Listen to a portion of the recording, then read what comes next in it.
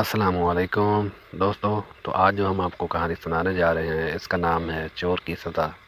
اسلم ایک super market میں داخل ہوا، پھر اس نے ایک مہنگی پرفیوم اٹھائی اور اسے اپنی جیب میں رکھ لیا۔ پھر اس نے ایک بہت ہی عمدہ گھڑی اٹھائی، اسی طرح کئی مہنگی چیزیں اپنی جیب میں رکھیں اور سپر مارکیٹ سے باہر آ گیا۔ اس نے بہانہ بناتے ہوئے قریبی ایک دکان پر وہ چیزیں سستے داموں بیچ دی۔ اس کی موٹر سائیکل بھی چوری کی تھی جسے وہ بے دردی سے چلا رہا تھا۔ راستے میں ایک خاتون اپنا پرس ہاتھ میں لیے جا رہی تھی۔ وہ تیزی سے موٹر سائیکل چلاتا ہوا قریب سے گزرا اور خاتون کا پرس چھین کر تیزی سے ایک سڑک پر مڑ گیا۔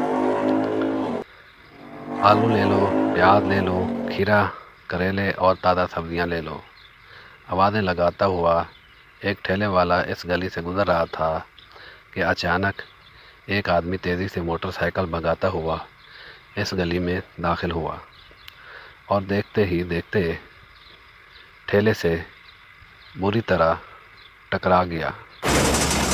وہ موٹر سائیکل سے گر گیا، موٹر سائیکل بھی زمین پر گر گئی، ٹھیلے والے کی ساری سبزیاں بھی بکھر گئیں۔ ٹھیلے والا چونکہ موٹر سائیکل کو دیکھتے ہی پیچھے ہٹ گیا تھا، اس لیے وہ محفوظ رہا۔ وہ اسلم تھا جو در سے کرا رہا تھا۔ اس کی بائیں ٹانگ سے خون نکل رہا تھا اور دایاں بازو بھی بری طرح چٹک گیا تھا۔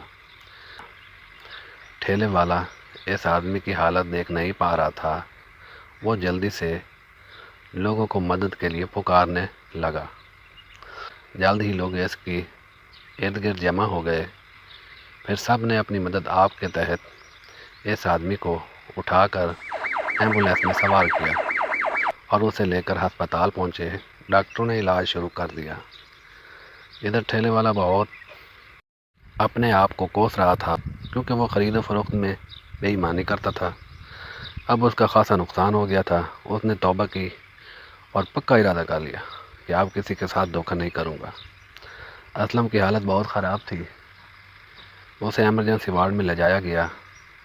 اس کی بائیں ٹانگ پر بہت گہری چوٹ لگی تھی۔ دایاں ہاتھ کی ہڈی ٹوٹ گئی تھی جس کی وجہ سے اس کا پورا ہاتھ نکارا ہو گیا تھا۔ اس کی جیب میں کئی ہزار روپے تھے۔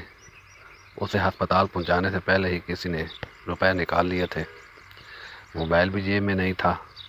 تھوڑی دیر بعد اسلم ہوش میں آ گیا۔ اس کا دایاں ہاتھ بھی کسی کام کا نہیں رہا۔ اس نے چوری کر کے جتنی بھی دولت جمع کی تھی سب ختم ہو گئی تھی۔ اس نے اپنا ہاتھ بھی گنوا دیا تھا۔ چوری کی سزا بھی تو یہی ہوتی ہے کہ چور کا ہاتھ کاٹ دیا جائے۔ مزید اچھی کہانی کے لیے ہمارا چینل سبسکرائب کر لیں۔ شکریہ۔